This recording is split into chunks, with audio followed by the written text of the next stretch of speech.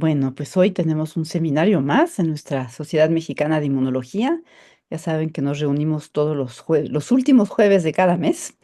Entonces, si hoy es la primera vez que se unen con nosotros, pues los invitamos a seguir siendo este, asiduamente en nuestros seminarios. Siempre son muy interesantes. El seminario de hoy lo va a presentar el doctor Jorge Contreras Garduño, que es parte del capítulo de Inmunología Evolutiva de la Sociedad Mexicana de Inmunología. Y bueno, es una visión de la inmunología siempre muy, eh, pues muy, no diría yo que fresca, pero muy interesante. Y pues porque nos hace ver que pues la biología recapitula muchas cosas a lo largo de la evolución y la inmunología no es el caso. El doctor Contreras es biólogo, si mal no me equivoco, Ujú. y por parte de la UNAM y actualmente es profesor de la ENES de Morelia, en donde pues se ha desempeñado desde hace varios años. Jorge, pues agradecemos muchísimo tu participación y estamos todos oídos. Sí, el Muchísimas. doctor, perdón, el doctor Humberto Lanz nos va a leer una semblanza breve, pero que sabemos que es más amplia del doctor Jorge Contreras, antes Muchas de... gracias, Gracias. porque me faltaba eso. Gracias. Y Sí. muchas gracias por la invitación al capítulo de Inmunología Evolutiva. Nos sentimos muy contentos porque estamos haciendo la labor de invitar a jóvenes, invitar a gente que se vaya integrando también al capítulo de Inmunología Evolutiva. Y es realmente un gusto y un honor presentarles al doctor Jorge Contreras Garduño. Él es biólogo por la Universidad Autónoma del Estado de México y doctor en ciencias por el doctorado en ciencias biomédicas de la UNAM. Hizo un postdoctorado en el Instituto Nacional de Salud Pública, aquí en mi laboratorio, por cierto, y en la Universidad de Halifax, Canadá. En 2012 fue aceptado para pertenecer a la Red Internacional de Ecoinmunología por varios años. Fue el único latinoamericano en pertenecer a esta red. Desde 2016 es profesor de tiempo completo en la Escuela Nacional de Estudios Superiores Unidad Morelia, actualmente FES. En licenciatura imparte evolución y biodiversidad y ecología evolutiva y en posgrado imparte inmunología evolutiva. Es nivel 3 del SNI a partir del año 2020. En 2023, debido a su trayectoria en inmunología evolutiva, fue nombrado Evolution Think Tank Fellow en el Instituto de Evolución y Biodiversidad de la Universidad de Münster en Alemania. En 2023 fue invitado por la Journal of Experimental Biology y The Company of Biologists para participar en un simposio en Italia sobre plasticidad fenotípica. En este foro, Jorge habló de la plasticidad de la memoria inmunitaria en invertebrados y fue el único latinoamericano en dicho evento. Junto con sus estudiantes busca entender la ecología y evolución de la memoria inmunitaria y la manipulación del sistema inmunitario de los hospederos por parte de sus parásitos. Pues Jorge, pues muchísimas gracias y por favor, como decía Ivonne, estamos en tus manos y adelante con la presentación, Jorge. Gracias. Muchas gracias, Humberto. Pues miren, quiero comenzar con esta imagen. Es el árbol de la vida. Es una filogenia que incluye a todos los grupos y nosotros estamos en algún puntito por aquí, en la evolución de los eucariotas. Como pueden ver, somos un punto muy pequeño a lo largo de la evolución. Sin duda, los parásitos son una fuerte presión selectiva que permite analizar la respuesta inmunitaria del hospedero desde el punto de vista evolutivo. Vean esta oruga que está siendo atacada por parasitoides. Vemos los parasitoides se alimentan del tejido de la oruga, eventualmente salen y en ocasiones, en la mayoría de las ocasiones, pueden matar al hospedero. Y a lo largo de la plática me voy a referir a los parásitos, que incluirá patógenos, parásitos y virus, porque lo haré como desde el punto de vista de la estrategia parasítica evolutiva y no basándome en el tamaño de los organismos o en el grupo de los organismos. Entonces, este tipo de ataques pues son fascinantes y los hospederos pues no son entes que se quedan cruzados de brazos. Sin duda poseen adaptaciones que les permiten atacar a esos enemigos y una adaptación clave es la respuesta inmunitaria. Comenzaré con un breve contexto histórico de la inmunología evolutiva. Edward Jenner y Mechnikov comenzaron con los estudios de la respuesta inmunitaria. Eventualmente, quizás una fuerte influencia de Jenner derivó en la inmunología clásica, clínica que conocemos ahora.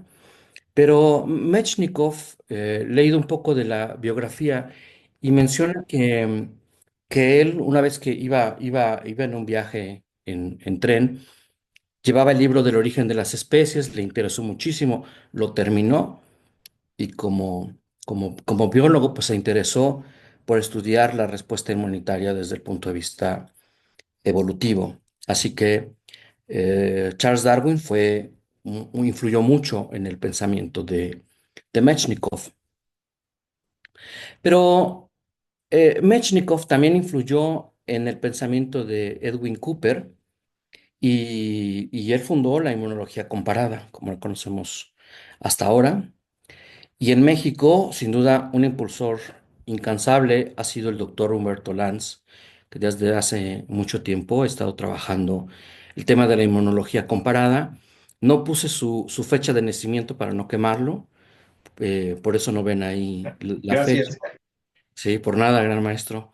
Pero entonces ellos han fundado esta inmunología comparada, la inmunología clásica, y diversos autores, entre ellos Shelley Adamo, Lynn Martin, Simon Berghultz, Maxi Bayotti, fundaron la inmunología ecológica.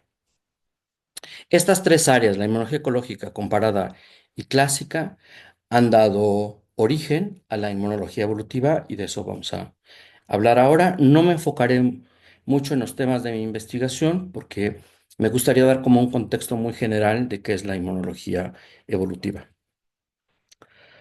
Primero voy a definir algunos conceptos. La inmunología sería el estudio de los mecanismos de la respuesta inmunitaria, el estudio clásico de los mecanismos. La inmunología comparada, o también conocida como inmunología macroevolutiva, analiza las semejanzas y las diferencias de la respuesta, pero a nivel de especie. O sea, la unidad fundamental es la especie y podemos hacer comparaciones entre distintas especies. La inmunología ecológica o inmunología microevolutiva analiza las causas y las consecuencias de la variación de la respuesta inmunitaria con respecto a factores bióticos y abióticos. Y ya la inmunología evolutiva, como les mencionaba hace rato, pues incluye a estas tres, la inmunología clásica, comparada y ecológica. La inmunología evolutiva se puede estudiar desde dos escalas: macroevolutiva, comparada o microevolutiva, y les voy a dar un ejemplo de la comparada, que como mencionaba Ivonne, esto no es un tema nuevo, ya lleva varios años de estudio. Aquí les puse algunas referencias que me parecieron interesantes sobre inmunología comparada. Y la inmunología comparada tiene esta pregunta de cuándo. ¿Cuándo surgen los atributos? ¿Cuándo desaparecen? Eh, Podríamos preguntarnos, ¿cuándo desaparece la melanización como parte de la respuesta inmunitaria? Los vertebrados ya no lo tenemos, pero los vertebrados tenemos linfocitos T, B, recombinación V de J que no tienen los invertebrados. Entonces podemos comenzar a entrar en contexto de qué atributos han desaparecido o han surgido a lo largo de la filogenia. Entonces es muy importante tomar en cuenta las filogenias en este tipo de preguntas de cuándo surgen. Sin duda, esta misma pregunta de cuándo, la infección viral es súper importante porque nos permite entender la defensa por medio de dominios de proteínas o proteínas completas. La infección viral ha estado a lo largo del árbol de la vida, pues desde muy temprano, han estado atacando a los organismos procariontes y luego a los eucariontes. Y en este ejemplo, lo que vemos es que en la parte de su izquierda, los sistemas procariontes tienen proteínas o dominios de proteínas con función antiviral. En la parte que estoy señalando ahora, casi del centro, vemos los sistemas en eucariotas. Podemos resaltar que el sistema CRISPR-Cas o RM se encuentran solamente en bacterias y en arqueas y no se encuentran en otros organismos. Pero también podemos resaltar que hay moléculas como AGO o estas otras sistemas antivirales que se encuentran desde bacterias y arqueas. Entonces, es muy interesante tratar de entender por qué hay sistemas antivirales que se mantienen y otros desaparecen. Ese es el tipo de preguntas en evolución. ¿Por qué? Siempre nos preguntamos por qué. Por ejemplo, ¿por qué tenemos dos brazos y no cuatro? ¿Por qué tenemos dos piernas? ¿Por qué tenemos dos ojos? Y las arañas, ojos compuestos. Entonces, buscamos entender la respuesta inmunitaria desde un porqué, aquí desde un porqué y un cuándo, desde el punto de vista filogenético. Y de lo que voy a hablar más en la charla es sobre la inmunología ecológica, que sí es la parte como más novedosa. La inmunología ecológica tiene preguntas sobre cómo y por qué. O sea, ¿cómo varía la respuesta inmunitaria? ¿Varía la respuesta inmunitaria? Y si es así, ¿por qué varía? ¿Cuál es la presión selectiva que favorece esta variación?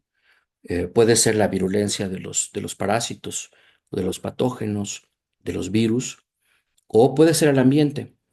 Y desde el punto de vista ecológico, podemos estudiar la respuesta inmunitaria a nivel de individuo, a nivel de poblaciones dentro de la misma especie del individuo. Podemos analizar diferentes poblaciones de diferentes especies o podemos también observar cómo varía la respuesta inmunitaria en distintas comunidades.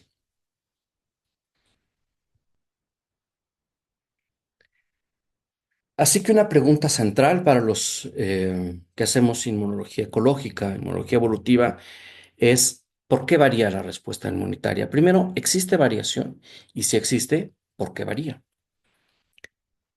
En humanos, hace varios años que trabajé con el doctor Armando Ishibasi, que me dio algunas clases, discutíamos si variaba o no variaba la respuesta inmunitaria y por qué podría variar. Este trabajo, más o menos reciente, sugiere que hay variación continua de la respuesta inmunitaria entre las poblaciones, pero también hay algo así llamado como inmunotipos, es decir, que puede haber grupos que poseen ciertos atributos de la respuesta inmunitaria y que varían de un inmunotipo a otro. Entonces, en ese artículo muestran que hay variación entre sexos, entre poblaciones y que el ambiente también juega un papel importante en la variación. En estos modelos de Lynn Martin, él sugiere que la plasticidad de la respuesta inmunitaria es súper importante y que existen normas de reacción. Lo que vemos en esta gráfica, primero en el eje de la Y, serían los atributos de la respuesta inmunitaria y en el eje X sería el ambiente. Lo que muestra esta imagen para estas dos cepas de ratones es que en el mismo ambiente dado, para el mismo atributo de la respuesta inmunitaria, las cepas pueden tener diferencias en su respuesta inmunitaria y que hay momentos, ambientes en donde estas diferencias son más exacerbadas, son más diferentes. O sea, la respuesta inmunitaria no es idéntica. Esta respuesta inmunitaria sin duda puede ser diferente en un gradiente adaptativo, pero también si los organismos salen de estos gradientes, como el cambio climático, si hay mucha temperatura, o si estudiamos a los ratones en laboratorio o en campo, esas diferencias en la respuesta pueden exacerbarse y parecerían incluso aberrantes, ¿no? Entonces, explicar este tipo de variación es lo que nos interesa bastante. Un ejemplo de variación a nivel poblacional es un trabajo que hice con Enakshi Ghosh, es mi colega, trabaja en Estados Unidos, y con ella y mi estudiante de maestría, Fátima Terán, nos preguntábamos si había variación en la respuesta inmunitaria entre poblaciones, tomando en cuenta la memoria inmunitaria o, como le denomina Humberto, la respuesta anticipatoria. Y comparamos dos especies, dos poblaciones, una de Galeria melonela que colectamos en México y otra en Siberia. Esto lo hicimos por las diferencias ambientales que existen, que son muy contrastantes. Y para cada población teníamos dos grupos. Una en donde ejercimos un experimento de dosis subletal a los organismos, a un grupo de organismos, le pusimos una dosis subletal de una bacteria y 10 días después le pusimos una dosis letal. El grupo control tenía el vehículo donde diluimos la bacteria y 10 días después le pusimos la dosis letal. Hicimos exactamente lo mismo con Siberia. 24 horas después del segundo reto, analizamos los hemocitos, el número total de hemocitos, el número de hemocitos viables, la cantidad de peróxido de hidrógeno, melanización y la lisis celular. Aquí voy a hacer un paréntesis para mostrarles cómo es la melanización en invertebrados.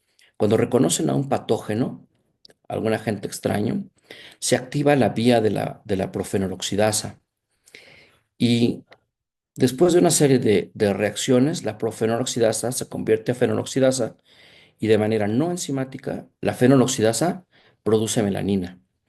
Lo que van a ver en este video es cómo los hemocitos se agregan alrededor de este nemátodo y una vez agregados se melanizan. En este momento se ha llevado a cabo la vía de la fenoloxidasa. Miren, se agregan, se melanizan y forman una cápsula alrededor de los enemigos y eso los mata porque los engloba en la cápsula, los deja sin alimento y al mismo tiempo secretan agentes tóxicos como quinonas y radicales libres. Ese es un parámetro que usamos en el laboratorio como medida de la respuesta inmunitaria. Hay otros, como la actividad lítica. Aquí voy a parar un poco este video. Y bueno, no se quiere detener, pero aquí les voy a mostrar cómo los péptidos antimicrobianos se van adhiriendo a la membrana, forman poros y eventualmente la célula estalla. Mientras que la actividad lítica, las enzimas hidrolíticas se adhieren a la célula, también forman poros y hay lisis celular. Entonces, estas otras dos medidas, tanto la actividad lítica como péptidos, son atributos de la respuesta que tomamos en cuenta. Bueno, pues después del diseño experimental que les mostré, si se acuerdan, era un grupo, digamos, con vacuna y otro sin vacuna, o con inducción de la respuesta y sin inducción para Siberia y para México. Puse dentro de este recuadro rojo la supervivencia porque aquellos a los que les inducimos previamente la respuesta inmunitaria, tanto de Siberia como de México, sobrevivieron más que los organismos que se enfrentaron por primera vez a un reto letal, es decir, que no tuvieron esa preparación o ese entrenamiento. Y no hay diferencias poblacionales en la supervivencia. Lo interesante estuvo cuando analizamos la respuesta inmunitaria, porque el número de hemocitos totales y los hemocitos vivos fueron mayores en el grupo preparado de Siberia que en el grupo control. No encontramos diferencias en la fenoloxidasa ni en Siberia ni en México, pero en México hubo más peróxido de hidrógeno y actividad lítica con respecto al control, y más actividad lítica. Y en Siberia tuvimos más peróxido de hidrógeno. O sea, todos estos resultados sugieren que si bien los organismos sobreviven bien en ambas poblaciones ante el mismo reto cuando están preparados, quizás los mecanismos de la respuesta inmunitaria varían entre poblaciones. O sea, eso es parte de lo que predicen estos modelos de plasticidad y de variación. Es cierto que hasta ahora no sabemos por qué varía la respuesta entre poblaciones. Lo que hemos analizado con Indrikis Krams, un colega de Estonia, es que la dieta y la microbiota contribuyen a la variación de la respuesta inmunitaria de los organismos que colectamos en Siberia, y ahora estamos trabajando en posibles variaciones entre México y Siberia. Pero lo que van a ver en estas gráficas son diferentes péptidos antimicrobianos, la expresión de 5 péptidos antimicrobianos. En azul tenemos insectos a los que les damos una dieta muy variada. En blanco son insectos a los que no les damos una dieta variada. Y tenemos dos grupos, unos que no son tratados con antibióticos, que tienen su microbiota intestinal, y un grupo de insectos a los que les damos antibióticos y reducimos significativamente las bacterias en su intestino. O sea, esto lo que sugiere es que para Galeria es muy importante tener una dieta variada y sus bacterias. Esto genera variación en las poblaciones de Galeria. Y los 5 péptidos antimicrobianos que registramos se comportan de forma similar. No sabemos si la dieta entre México y Siberia es diferente, si la microbiota entre México y Siberia es diferente, pero lo que sí parece ocurrir es que sus mecanismos son diferentes y eso es lo que vamos a estar estudiando en un futuro. Hasta aquí vimos un ejemplo de que varía de que varía en insectos. Hay ejemplos de que varía en humanos, pero ahora la pregunta es ¿por qué varía la respuesta inmunitaria? Hay, para esto me voy a ayudar de la teoría de la optimización, ya que propone que la respuesta inmunitaria exacerbada, primero, no siempre es la mejor, y eso yo sé que ustedes ya lo saben, pero los ecoinmunólogos, los inmunólogos que hacemos evolución, tardamos en encontrarlo. Pero lo que sí sabemos ahora es que la respuesta inmunitaria es óptima. Además, la teoría de las historias de vida propone que existen costos entre atributos de vida diferentes y que estos costos impiden las respuestas exacerbadas. Más adelante voy a ir dando ejemplos de esto, solo quiero mencionar cuáles son estas posibles fuentes. Primero veamos este video. En la carrera armamentista sugiere que se, se- se- se creó principalmente en el modelo depredador-presa y sugiere que puede haber una ventaja duradera del depredador sobre la presa. Vean cómo va a ir ahí corriendo el león y se va moviendo a lo largo del ambiente hasta alcanzar a la cebra. Esta carrera armamentista sugiere que hay adaptaciones y contraadaptaciones que resultan en la retroalimentación positiva. Y esto da origen a la idea de la inmunocompetencia, o sea, que entre mejor fuera la respuesta inmunitaria, mejor sería la defensa de los organismos. Pero hay otra idea, la hipótesis de la reina roja, la evolución cíclica. Lo que pueden ver en esta animación es que es un pasaje del libro de Alicia a través del espejo, y lo que pueden ver es que tanto la reina como Alicia se están moviendo, pero el ambiente que está detrás de ella no se mueve, que es diferente a lo que vimos en el video anterior. Entonces, esta idea propone que hay adaptaciones y contraadaptaciones, pero lleva su nombre de este libro porque dice la reina, aquí como en todo el mundo, hay que correr todo lo que puedas para mantenerte en el mismo sitio. O sea, las especies no llegan a un progreso absoluto, y esa es la idea, sino que estamos luchando contra los parásitos, contra los depredadores, y nunca vamos a lograr dejarlos atrás. Siempre vamos a estar lidiando con ello. Y desde este punto de vista, lo mejor no siempre es lo más exacerbado. Puede ser lo menos exacerbado o puede ser, en términos de respuesta inmunitaria, la tolerancia y no la resistencia. La inmunocompetencia como respuesta rápida y sostenida, les comentaba, sin duda no existe y es óptima, ¿no?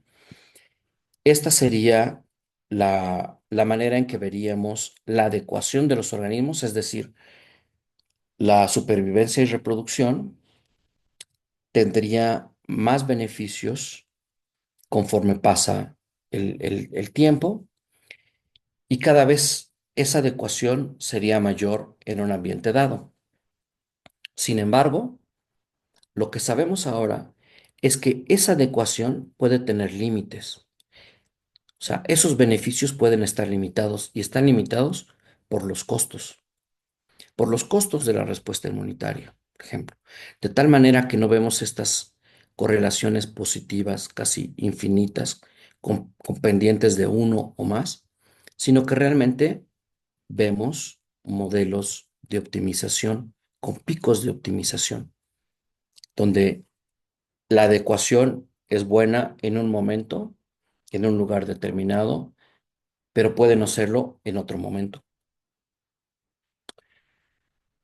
Mi colega y ahora amigo de Marcus Rantala trabajó con esta libélula, Calopteryx splendens, y él, basado en la idea de la inmunocompetencia original de los ecoinmunólogos, encontró que estas manchas alares que ven aquí, entre más grande es la mancha alar, revelan una mejor condición de las libélulas, es decir, están más sanas.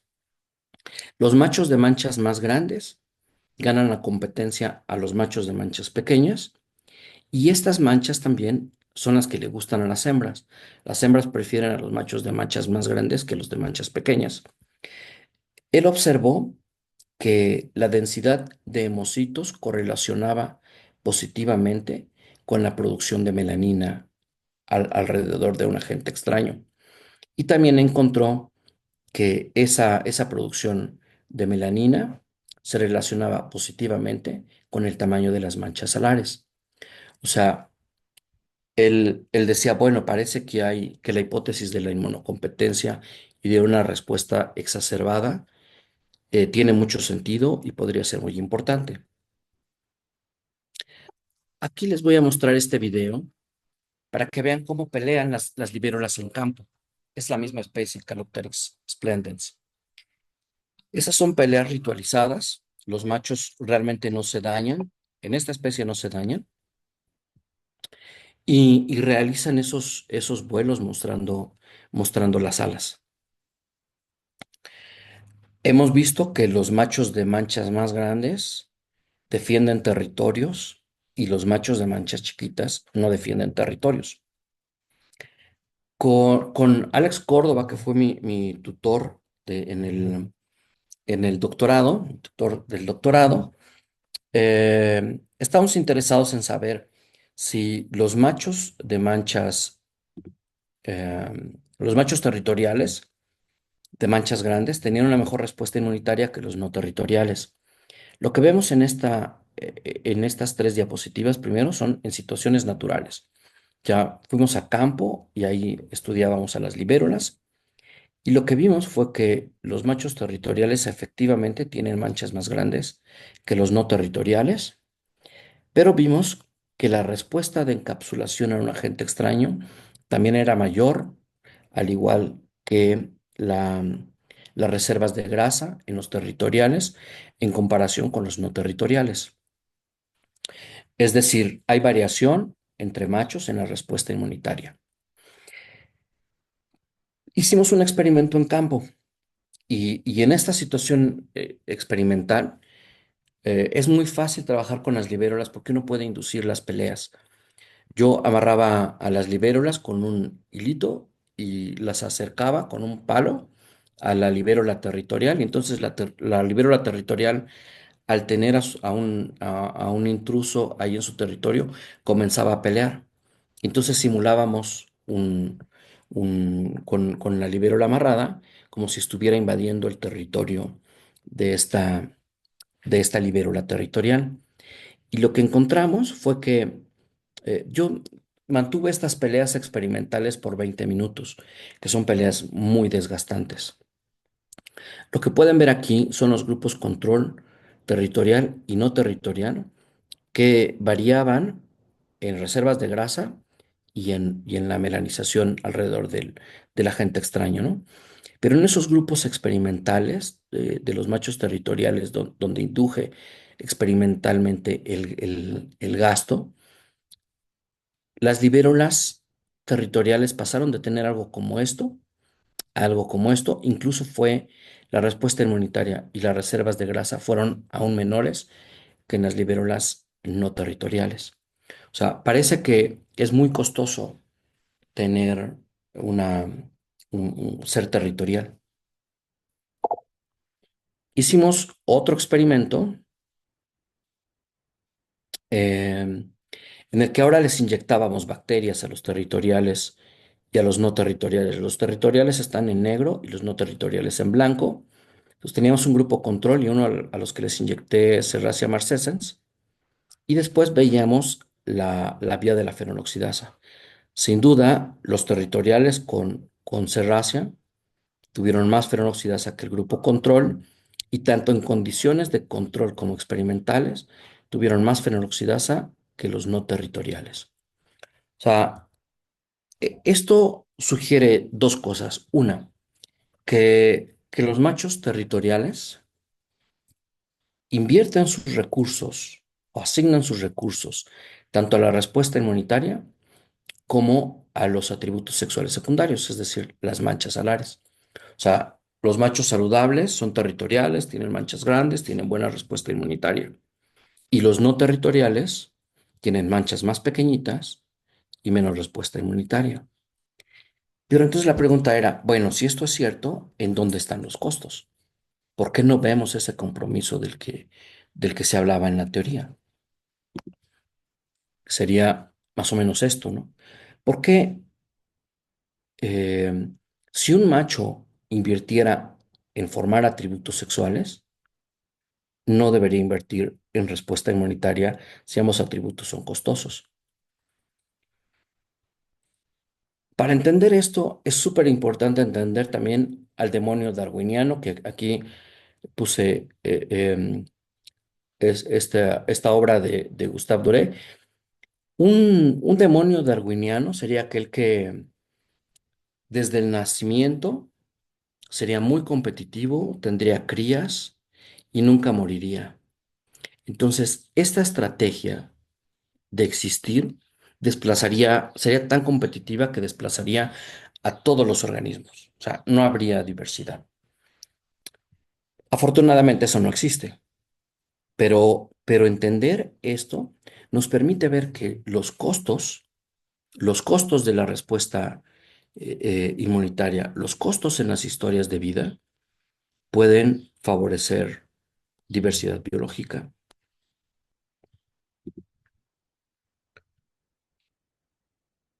Así que para saber en dónde estaba este compromiso, trabajemos con la misma libélula, pero ahora cuando pasan de náyades, que son jovencitas, a, a adultos, en la etapa de tenerales empiezan a formar la mancha. Aquí se alimentan y ven ustedes que hay una mancha como casi transparente, roja, pero casi transparente. Hicimos experimentos en el laboratorio. Yo les ponía retos inmunitarios cada 4 horas durante 24 horas. Y entonces estaba yo activando la respuesta inmunitaria todo el tiempo de estas libélulas. Lo que observamos fue que aquellas libélulas del grupo experimental que invirtieron en, en, en el reto inmunitario, al final tuvieron manchas más pequeñitas que las libélulas control. Y además el brillo de sus alas también fue menor que en el grupo control. O sea, tuvieron manchas menos grandes y menos brillantes, lo cual es muy importante porque en campo no tendrían parejas. Así que aquí mostramos, bueno, parece que el producir un atributo sexual secundario, como es la mancha, eh, es muy costoso y si invierten en respuesta inmunitaria, no invierten en las manchas. Esto podría mantener como de forma honesta el que existan machos territoriales y no territoriales en campo. Entonces, todo esto fue lo que hice en el doctorado y, y pensamos que las características sexuales secundarias y la respuesta inmunitaria son costosas de producir. Y esto podría explicar por qué no todos los machos elaboran atributos como astas muy grandes o atributos muy llamativos como la cola del pavo real. Esta parte que les acabo de contar fue cómo inició la ecoinmunología a nivel mundial. Por eso es que los ecoinmunólogos más viejitos, primero iniciamos con el estudio de la selección sexual y poco a poco fuimos haciendo ecoinmunología. Ahora, otra pregunta es, ¿la memoria inmunitaria es evolutivamente costosa? Es decir, si un organismo invierte en memoria inmunitaria, ¿tendrá un costo reproductivo? Y si invierte en reproducción, ¿no invertiría en memoria inmunitaria?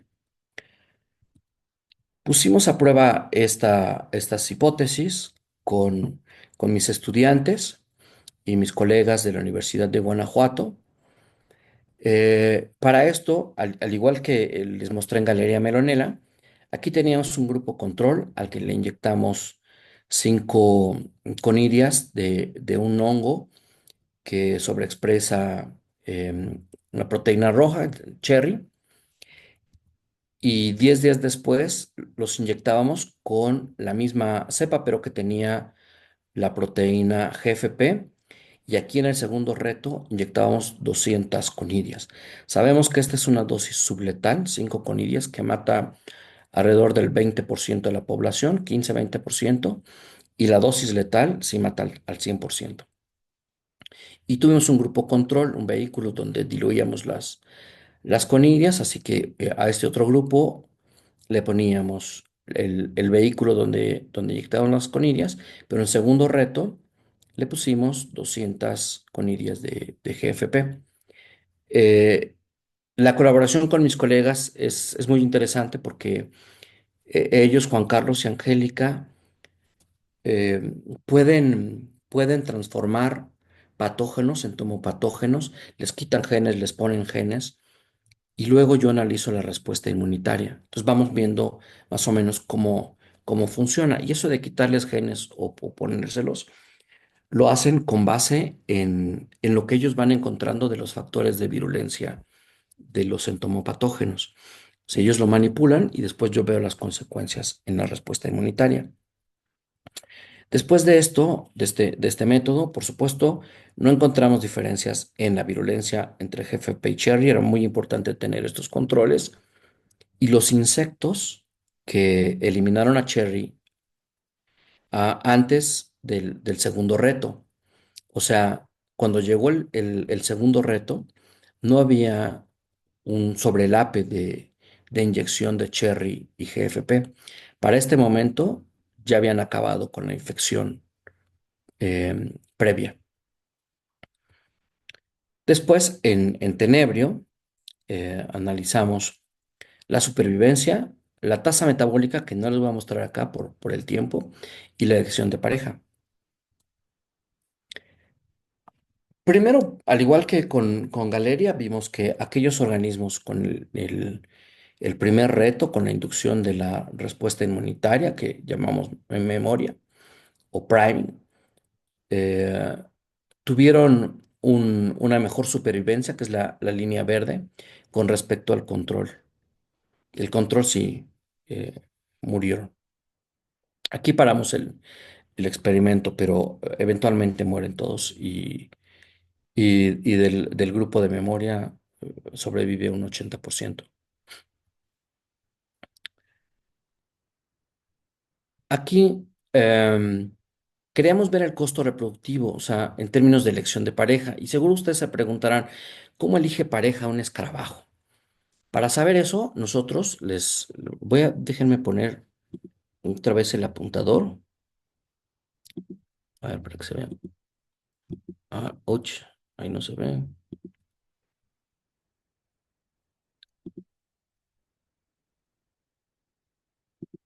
Mm, Voy a regresar a la diapositiva para que otra vez corra el video. Y queríamos saber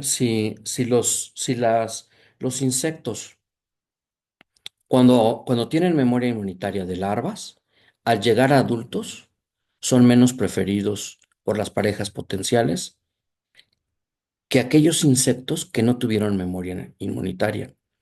Para esto, aquí dice 200 conidias de GFP, pero les pusimos 50 para que sobrevivieran el 50% de los que no tenían memoria. Y entonces, en este experimento, que ahora sí voy a empezar el video, les voy a platicar. En una cajita como estas ponemos en el centro a la hembra y a los costados a los machos. Puede ser un macho con memoria y un macho sin memoria. Después liberamos a la hembra. La caja tiene agujeritos por donde ellos se pueden oler. La comunicación es química. Y la hembra se mueve por todos lados sobre esa caja y visita a un macho o a otro. Sabemos muy bien que si pasa más tiempo con un macho determinado, eso predice con quién van a copular. Donde pasan más tiempo es con el macho que eventualmente aceptan como pareja, copulan y tienen crías. Y este experimento lo hice con mi esposa, con Gloria Ruiz. Lo que encontramos fue muy interesante porque si las larvas tenían esta inducción de la respuesta de larva, al llegar a adultos tienen un costo, porque estos con memoria fueron menos preferidos que el grupo control. Entonces, son buenos para defenderse, pero al llegar a la etapa adulta ya no les va tan bien.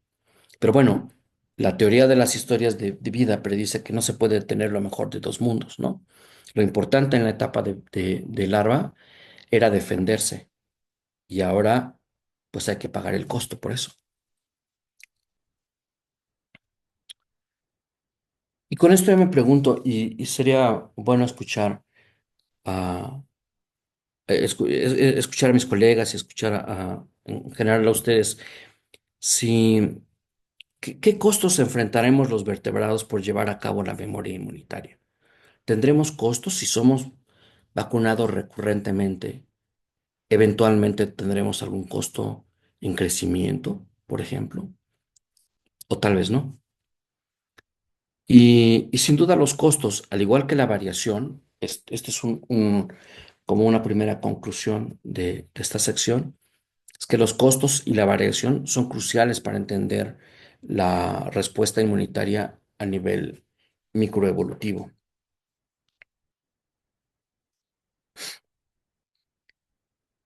Pero viene otro problema.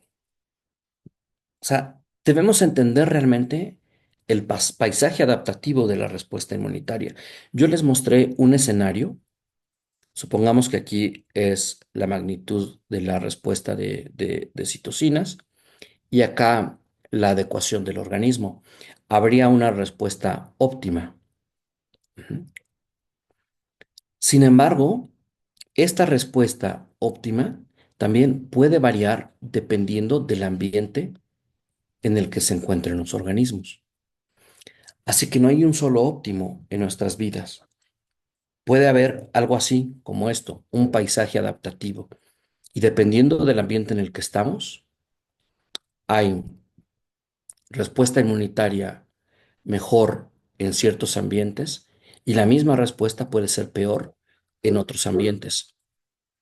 Un ejemplo de eso es esta proteína que protege contra enfermedades autoinmunes, pero la misma proteína favorece la susceptibilidad contra tuberculosis.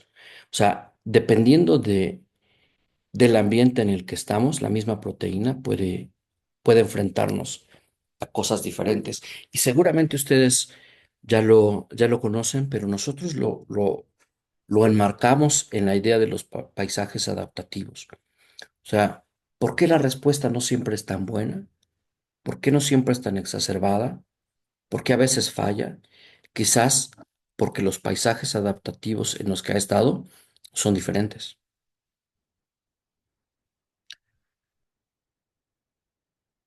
Bien, por último, ya para terminar, que ya llevo un momentito, 43 minutos, así que ya voy a terminar. Quiero darles dos ejemplos muy rápidos. Los estudios de ecoinmunológicos también permiten analizar los escenarios de ciencia ficción o que podríamos catalogar como ciencia ficción, en primer lugar, pero también monitorear la salud, la condición de las poblaciones. Primero, la ciencia ficción. Estos son parásitos. Este es un nemátodo con el que trabajamos, Rhabditis regina. Es parásito de la gallina ciega, que son insectos que acaban con las raíces de los cultivos. Son una plaga muy importante del maíz, del pasto. Ustedes eh, seguramente habrán visto en su jardín, en los campos de fútbol, que a veces el pasto está seco, pues puede deberse a estos insectos porque se comen la raíz.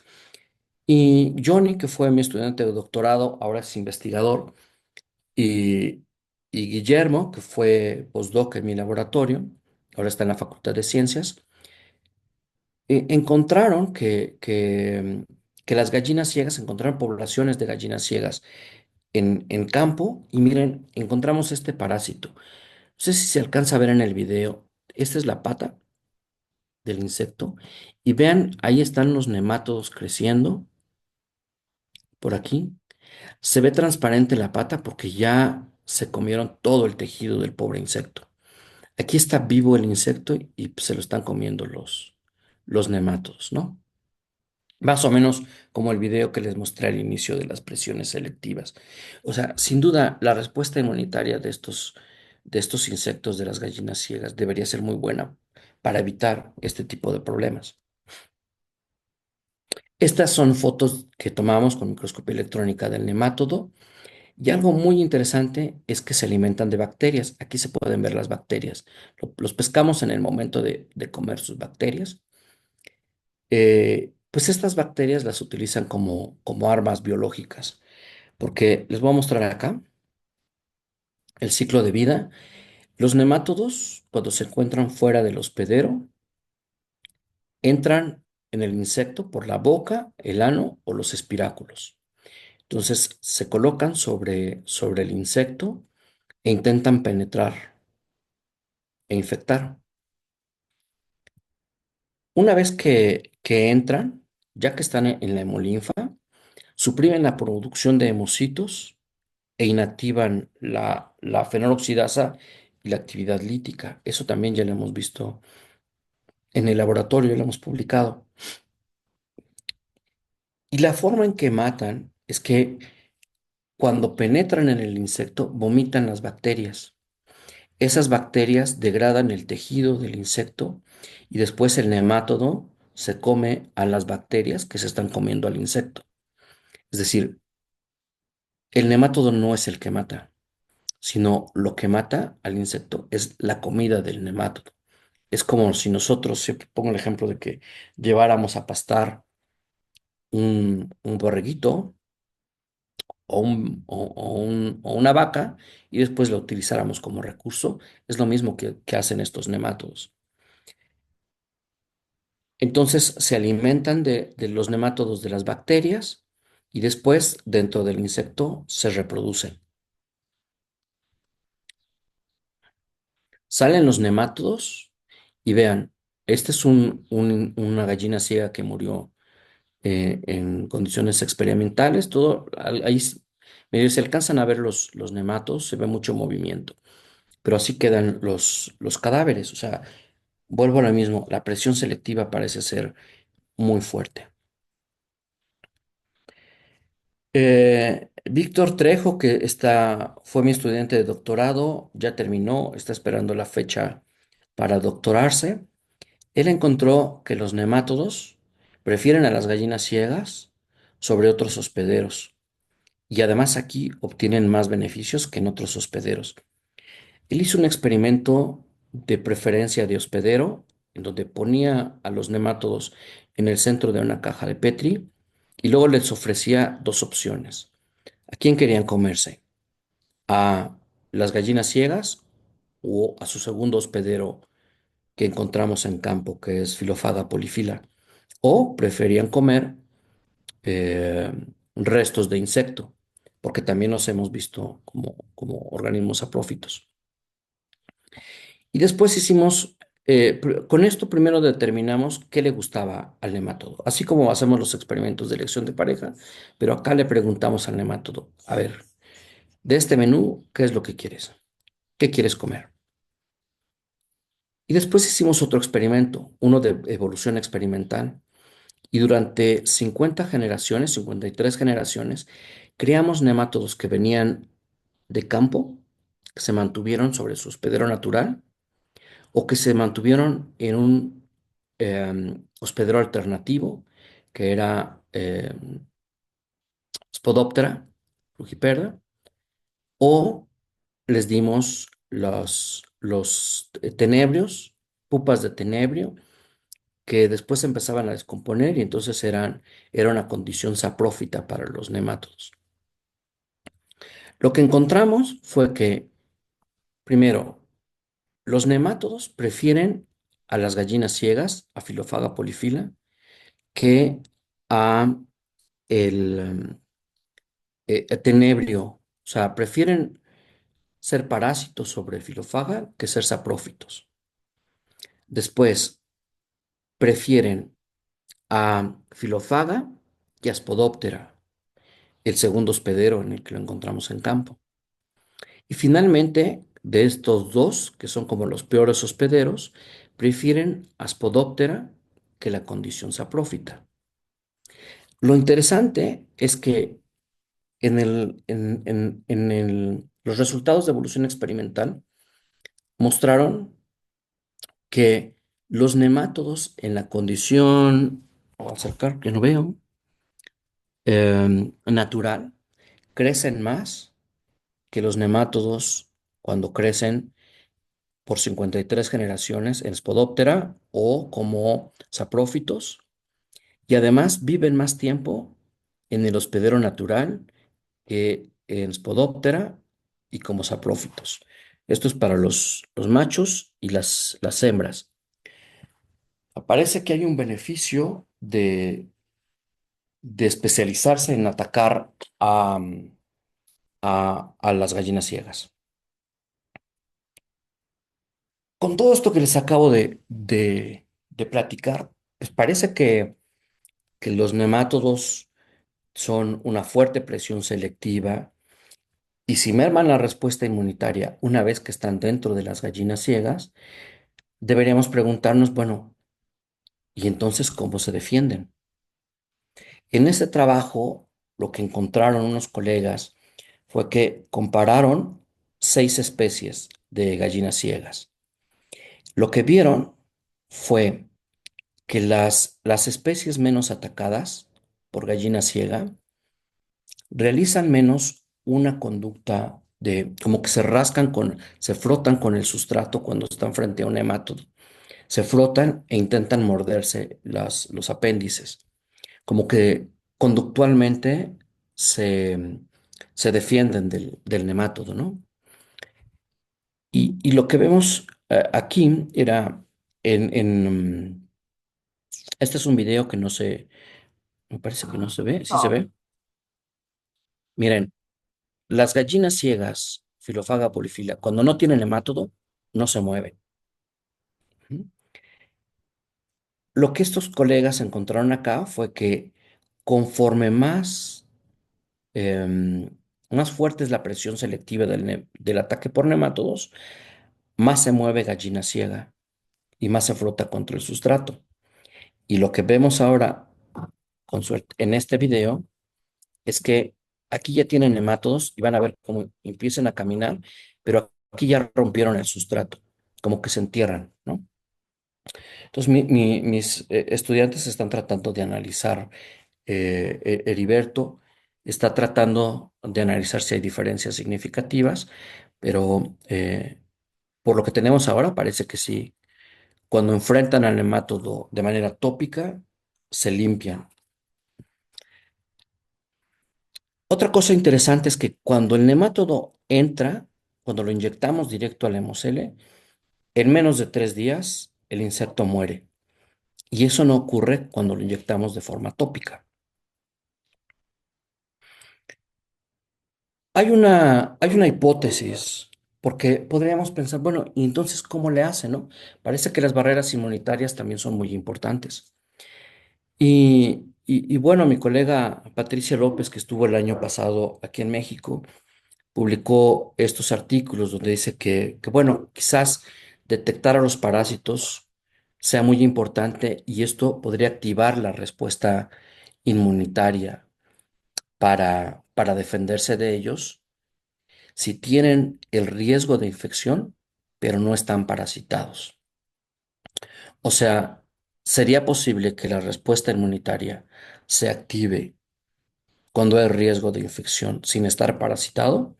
Una estrategia en una población es que puede haber organismos parasitados en nuestra población y organismos no parasitados.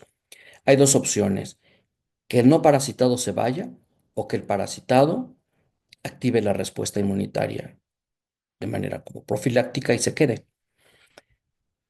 Un estudio puso a prueba esta idea en estas aves y hay un parásito, este microplasma, que cuando entran en el ave les inflama el ojo, miren, aquí se puede ver, ¿no?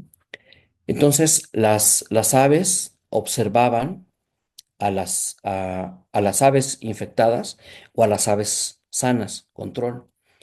Y lo que vieron fue que el grupo control, por supuesto, no tenía inflamación en los ojos, pero el grupo experimental sí tenía inflamación con el parásito. Pero también vieron que dos parámetros de la respuesta inmunitaria aumentaron cuando las aves veían a un conespecífico infectado. O sea, sin estar infectados, sí se activaba la respuesta inmunitaria y sí parece ciencia ficción.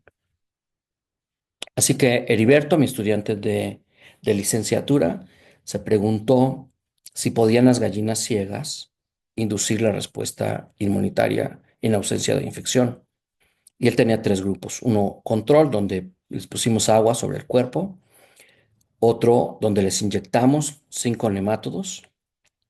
em, Fueron directo al hemocele. Y otro grupo en donde les poníamos 5 nemátodos tópicos. Y a las 24 horas registramos número de mocitos, fenonoxidasa y actividad lítica. Y lo que sabemos es que después de 24 horas, los nemátodos aún no han logrado entrar. Tardan entre 4 y 5 días en lograr entrar al insecto. Así que tenían el inductor, que era el nemátodo, pero aún no se infectaban. Encontramos que en el número de mocitos, cuando tuvieron tópico al nemátodo, hubo más hemocitos cuando el ataque fue tópico que en el grupo control y en el grupo de inyección. Este de inyección coincide con los resultados previos que teníamos en otra especie, donde una vez que entra el nemátodo, de alguna forma apaga la respuesta inmunitaria y pasa desapercibido. Y respecto a la actividad lítica, ocurrió algo similar.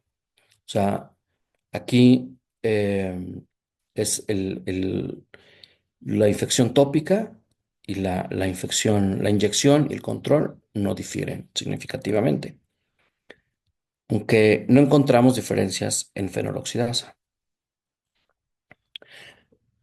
O sea, si se induce la respuesta inmunitaria, y solo me faltan 2 diapositivas para terminar, ¿es ciencia ficción o respuesta inmunitaria anticipatoria? Shelley Adamo y Frida Rivera, estudiante, actualmente estamos tratando de ver pues, realmente qué es lo que pasa. Y una hipótesis de Shelley es que el estrés generado por depredadores o por parásitos induce la activación de la octopamina, la producción de octopamina. Los organismos con estrés tienen más octopamina que el grupo control. Eso ya lo demostró ella. Y también lo que ha mostrado es que cuando hay un reto inmunitario, por ejemplo, o un agente estresante, no solamente se produce la octopamina, los hemocitos tienen receptores para octopamina y si aumenta la octopamina, aumenta el número de hemocitos.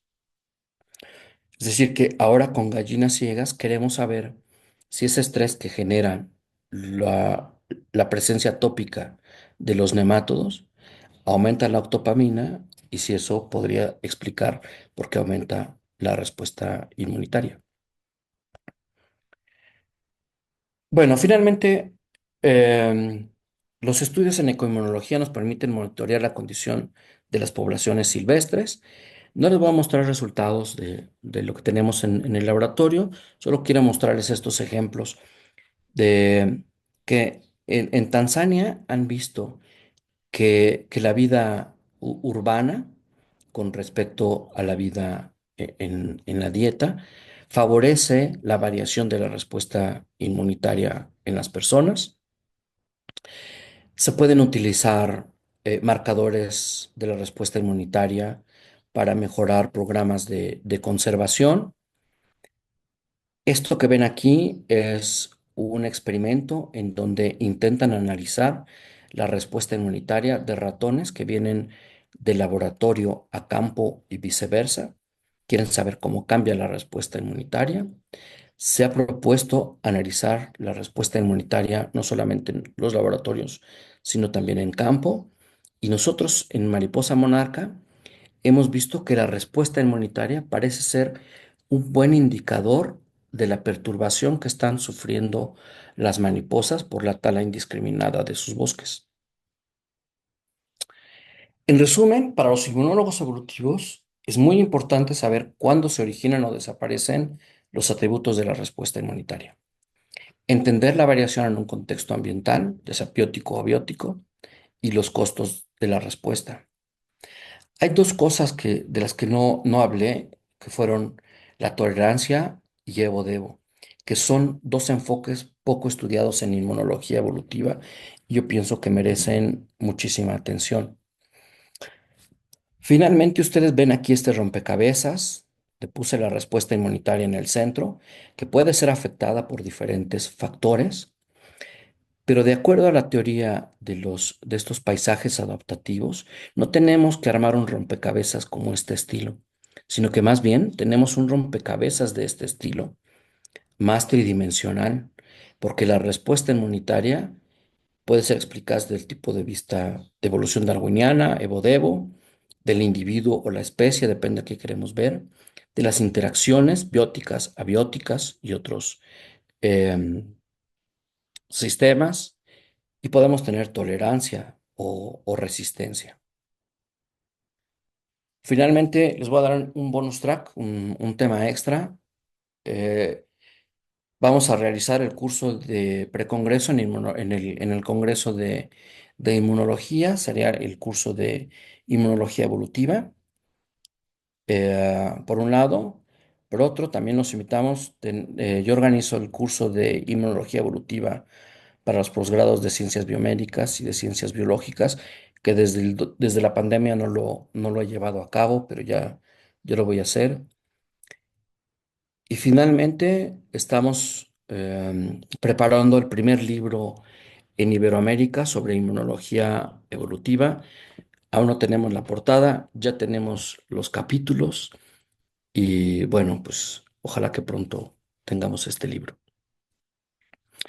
Quiero agradecer a Diana, muchas gracias por ponerte en contacto conmigo, por tanta lata, a Eva, que siempre ha estado impulsando este tipo de trabajos de inmunología evolutiva, sin duda al doctor Humberto Lanz, que ha sido un gran mentor en el área de inmunología.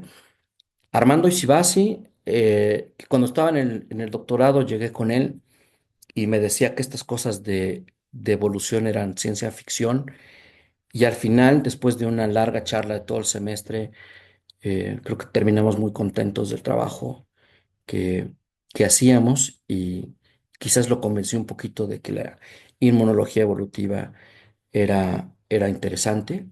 Él fue el que me dijo que tenía que ir con Humberto Lanz y Chucho Martínez a trabajar en inmunología de invertebrados, a mi laboratorio, a la Sociedad de Inmunología y a Delapa por dar el dinero. Muchísimas gracias.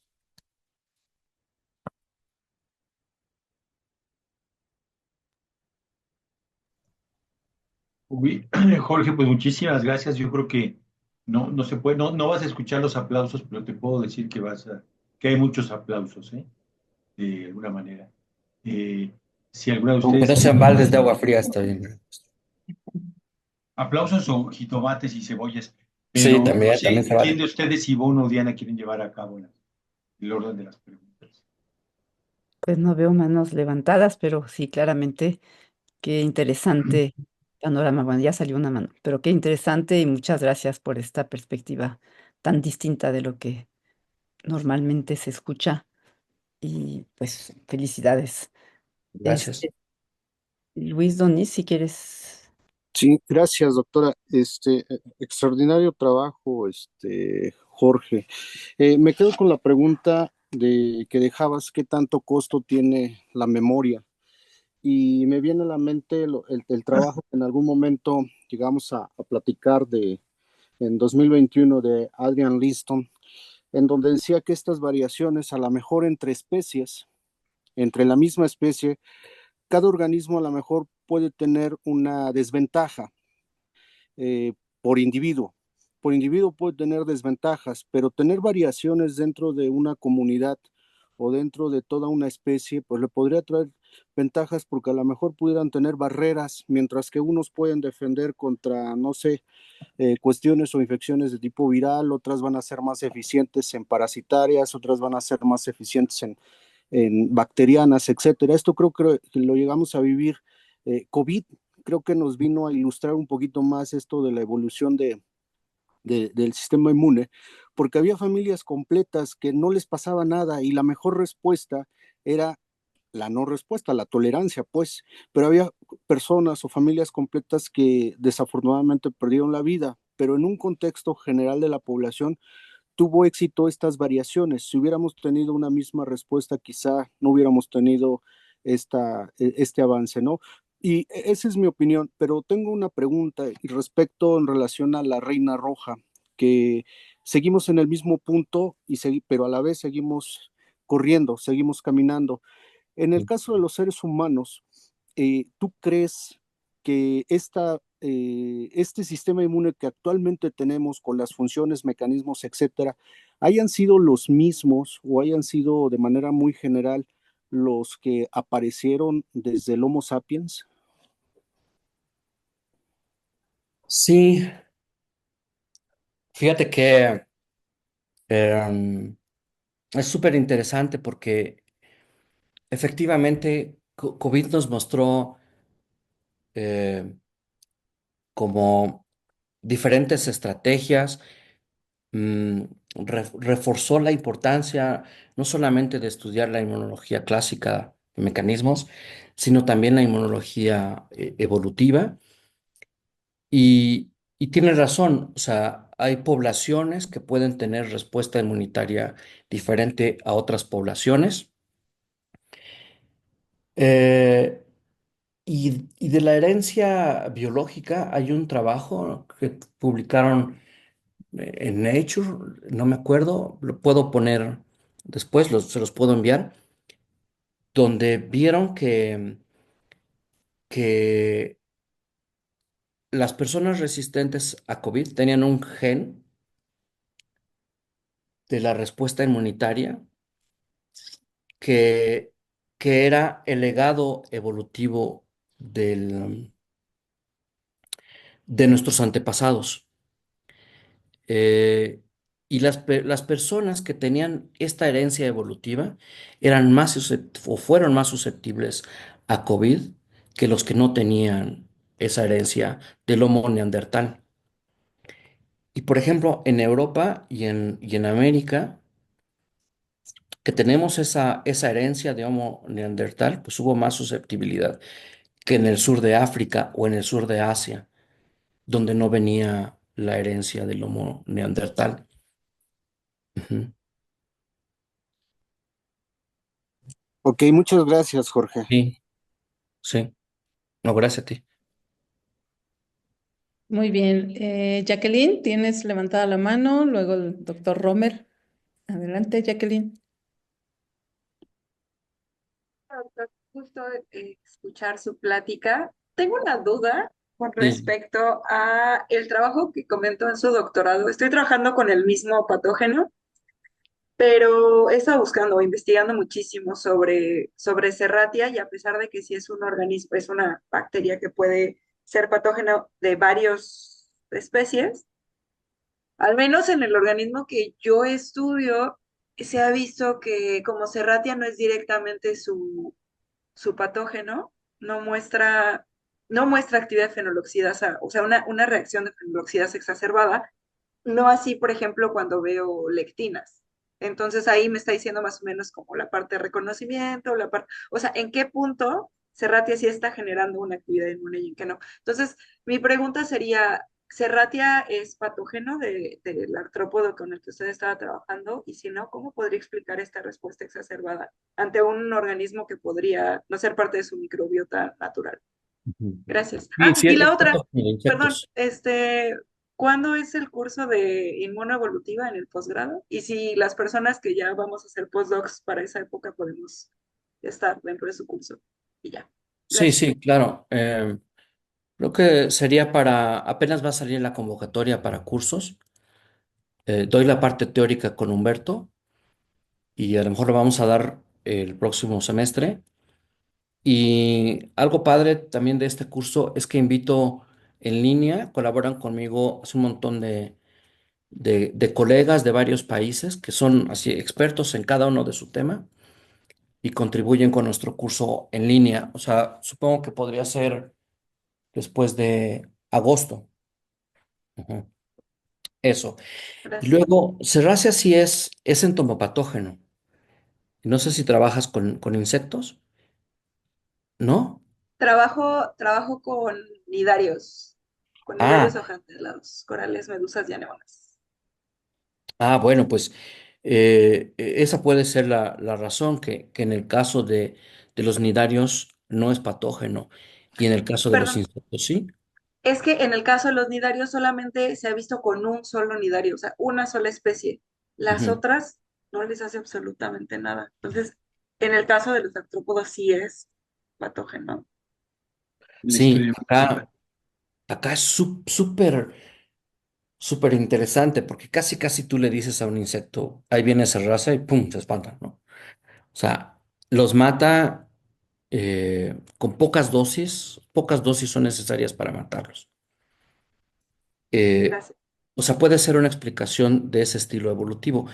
Estaría padre, por ejemplo, ver a lo largo de la filogenia mecanismos que, que, que los hacen, como en el ejemplo que les di de los virus, mecanismos que favorecen la resistencia contra Serracia en algunos grupos y en otros no.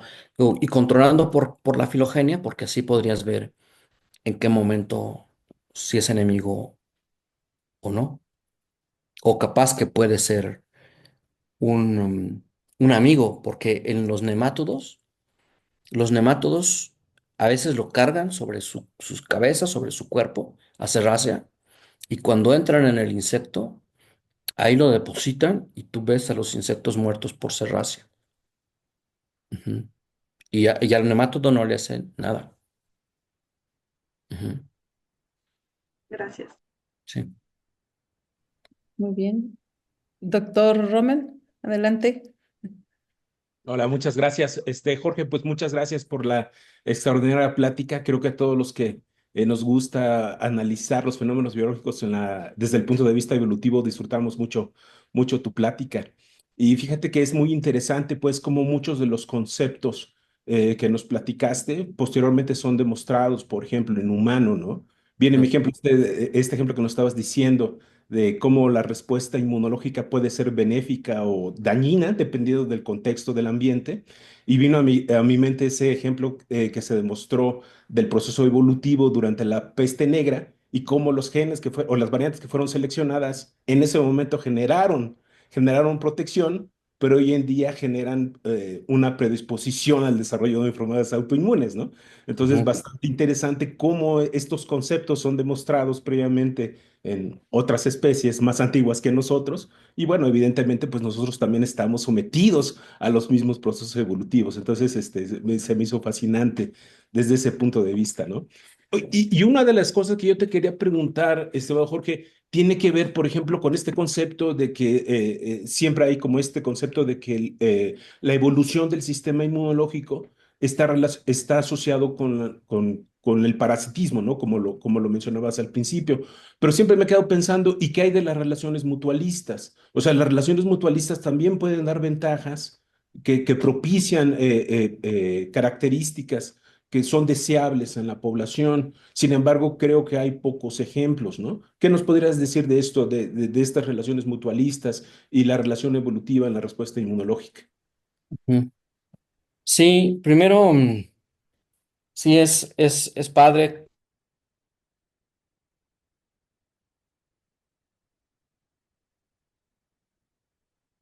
Bien, ya no te escucho, Jorge. ¿Ya se fue Jorge? Creo que Sí, se... ya se salió. Ahí está, ya Ah, ya regresó. regresó, ya regresó.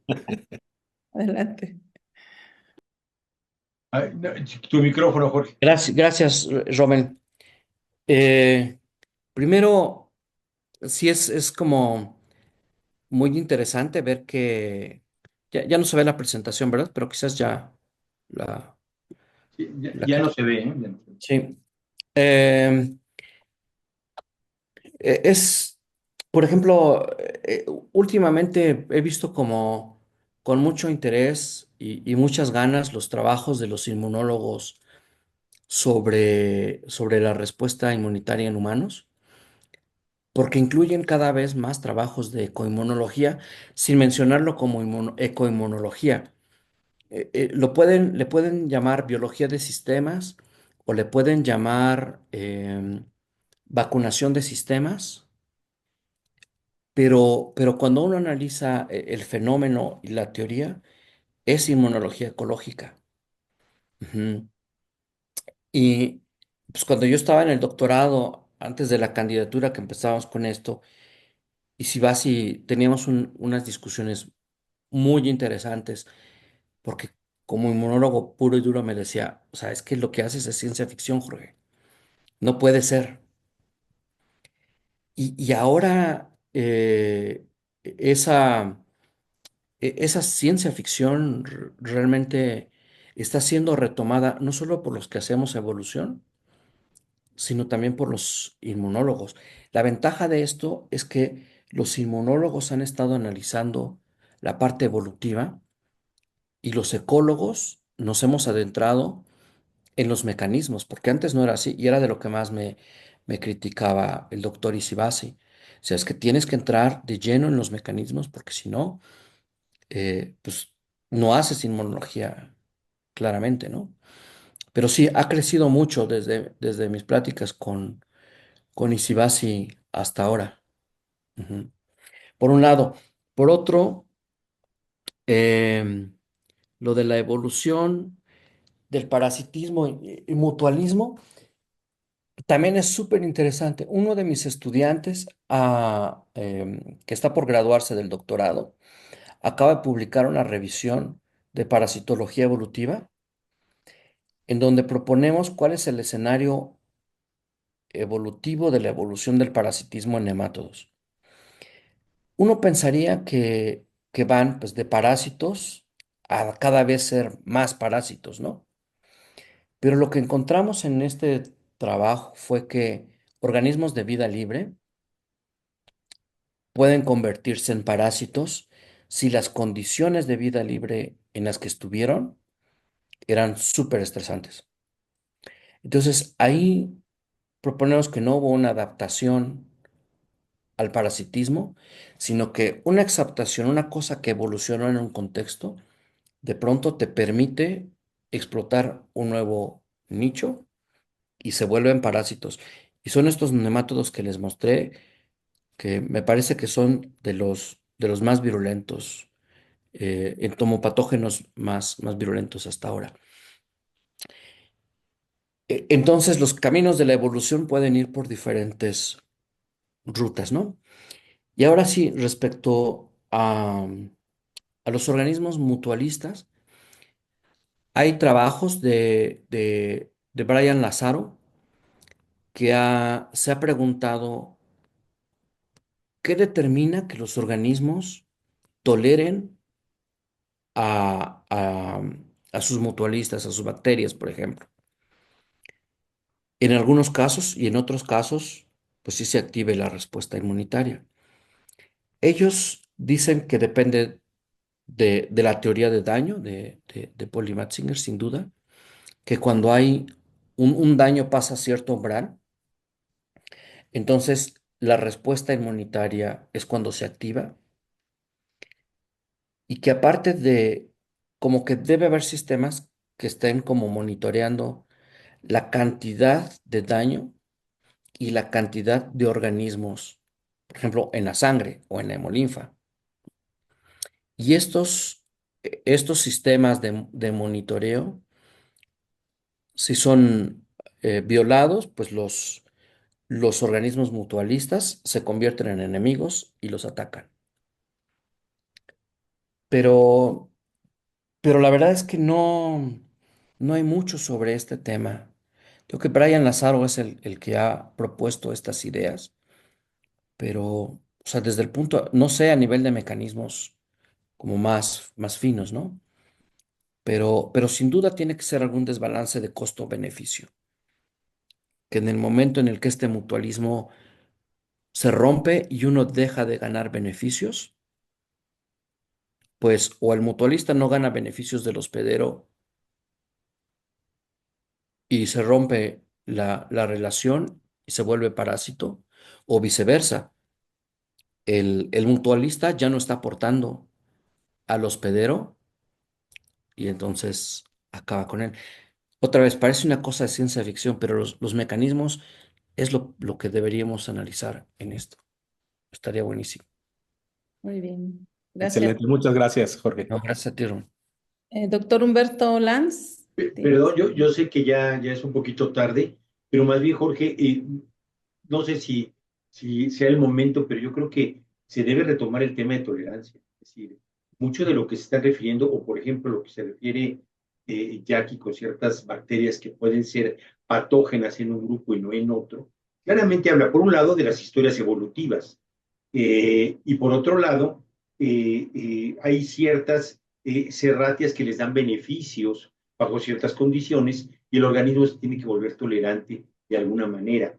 Entonces, el fenómeno de tolerancia, siempre hablamos de la respuesta inmune clásica, donde vemos respuesta, no tolerancia. Siempre nos vamos a la respuesta, pero me parece que con todos estos años ya estudiando distintos modelos, creo que vamos a acabar poniendo que la primera respuesta es tolerancia. ¿Por qué? Porque además la respuesta inmune es costosa. Entonces yo creo que el concepto de tolerancia bien merece una misa y que podamos discutirlo más adelante. No quiero quitar el tiempo de preguntas de los jóvenes que te dejo con Jackie, pero lo dejamos apuntado en el tintero, Jorge. Muchas gracias. Excelente plática, Jorge. Gracias. Adelante, Jackie. Les recomiendo, Jackie, les recomiendo que lean a Ann Tate de la Universidad de Vanderbilt. Ella está trabajando el fenómeno de tolerancia desde el punto de vista de la inmunología ecológica. y lo hace a nivel de modelos matemáticos y luego lo pone a la práctica en campo. Pero sí, sin duda, coincido completamente con Humberto. Gracias, Un gracias. poco, un poco siguiendo esta línea, nada más, nosotros acabamos de hacer un estudio, una de mis alumnas, en organismos para medir inmunidad basal, o sea, en organismos aparentemente sanos, son simbióticos que, bueno, que podemos quitarles el dinoflagelado y no les pasa mucho más.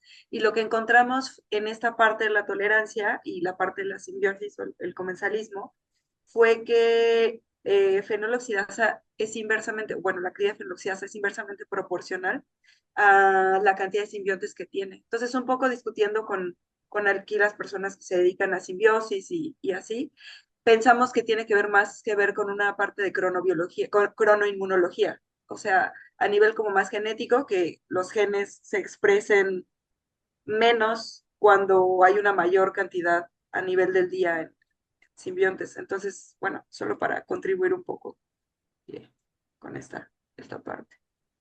Sí, sin duda. O sea, como vieron casi en la diapositiva, en la penúltima, o sea, la interacción, lo que tratan los ecoinmunólogos es de tomar en cuenta la respuesta inmunitaria desde un punto de vista tridimensional, con muchas interacciones y con distintas estrategias. Sin duda un laboratorio no va a poder hacer eso, pero poco a poco vamos logrando tener eh, una buena parte. Y para esto, pues son súper importantes los mecanismos que van descubriendo los inmunólogos clásicos, ¿no? Ujú. Bueno, pues muy bien. Creo que ya no hay ninguna otra pregunta, doctor. Hay muchos comentarios, nada más felicitándolo de su Muchas gracias. plática y que, bueno, pues solamente deja abierto todavía más caminos de seguir estudiando, ¿verdad? Y que, bueno, que ya nos mencionó de su curso, seguramente va a tener muchos estudiantes, pero sin dejar de lado que va a estar con nosotros en el Congreso y pues Sí, hacer publicidad al Congreso, que estaremos en Chihuahua a partir del 28 de septiembre al 2 de octubre. Doctor Humberto Lanz, si gusta cerrar y concluir este seminario, no, no adelante. se pierdan el libro. No se vayan a perder el libro, va a quedar muy bonito.